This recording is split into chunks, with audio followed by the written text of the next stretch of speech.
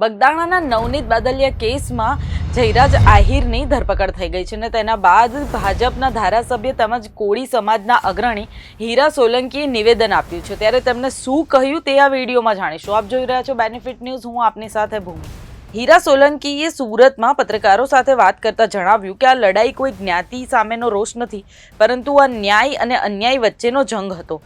ખાસ કરીને સોશિયલ મીડિયાના માધ્યમથી આના સામે અવાજ ઉઠાવનારા તમામ યુવકોનો આભાર માન્યો છે। તેમજ ધારાસભ્યએ ઉમેર્યું છે કે જ્યારે સંગઠન અને સમાજ એક થાય ત્યારે ન્યાય ચોક્કસ મળે છે।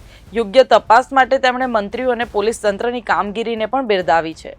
હું આ તબક્કે સુરત હું સોશિયલ મીડિયા મારફતે હું સૌનો આભાર માનવા અહીંયા આવ્યો છું કે નવનીતભાઈને જે ન્યાય મળ્યો અને સમસ્ત કોળી સમાજ એ જે ન્યાય અપાવવાના પ્રયત્ન કર્યા, અને ખાસ કરીને હું આભાર માનીશ આ સોશિયલ મીડિયામાં જે યુવાનોએ, અને ખાસ કરીને ભાઈ શ્રી ઝાલાભાઈ હોય, સનીભાઈ હોય, વિશાલભાઈ હોય, કે આવા સંગઠનોમાં જે રીતે સમાજને ઉપયોગી બન્યા એ રીતે ઉપયોગી બનીને આજે આપણે સમાજને એક ન્યાય મળ્યો એ બદલે હું સંગઠનો અને યુવાનોને 18 વર્ણનો ખૂબ ખૂબ આભાર માનીએ છીએ। અમસ્ત જ આજે તો શુભેચ્છા મુલાકાત આજે લેવા અહીંયા આવ્યો છું, અને આપ જોઈ રહ્યા છો એક નાની એવી ટેલિફોનિક ખાલી સમાચાર મળતા જ લોકો અહીંયા સાથે મળી અને અમે એકબીજાનો આભાર, કેમ કે એ મારો આભાર માને છે, હું એમનો આભાર માનું છું। પણ ભવિષ્યમાં ક્યારેક આવો બનાવ બને ત્યારે આ રીતે જ હંમેશા સમાજ એકત્રિત થઈ અને સાચી દિશાએ કામ કરવાના હર હંમેશ માટે આપણે પ્રયત્ન કરીએ।